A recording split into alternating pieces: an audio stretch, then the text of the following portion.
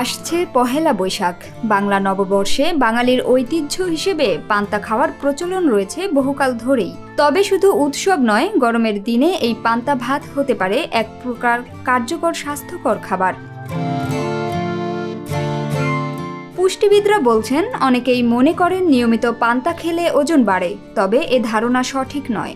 বরং এতে গুরুত্বপূর্ণ কিছু উপাদান রয়েছে যা শরীরের জন্য উপকারী। বিশেষজ্ঞদের মতে পান্তা ভাতে আয়রনের পরিমাণ সাধারণত ভাতের তুলনায় প্রায় 21 গুণ বেশি থাকে। বিশেষজ্ঞদের মতে পান্তা ভাতে আয়রনের পরিমাণ সাধারণত ভাতের তুলনায় প্রায় 21 গুণ বেশি থাকে, ফলে এটি রক্তশূন্যতা ও শরীরের আয়রনের ঘাটতি পূরণে সহায়তা করে।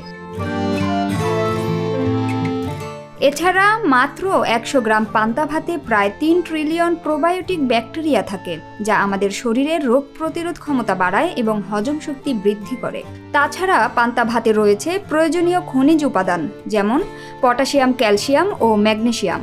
এগুলো শরীরের দৈনন্দিন চাহিদা পূরণে গুরুত্বপূর্ণ ভূমিকা রাখে। গ্রামের কৃষকরা অনেক আগে থেকেই দিন শুরু করতেন এক থালা পান্তা ভাত খেয়ে। আজও সেই প্রথা বহু অঞ্চলে টিকে আছে এবং আধুনিক বিজ্ঞানও বলছে এই ঐতিহ্য শুধু সংস্কৃতি নয়, বরং স্বাস্থ্যসম্মত। পান্তা ভাত এক প্রকার কালচারাল মেডিসিন, যা শরীরকে শুধু পুষ্টি দেয় না, মনকেও শুদ্ধ করে।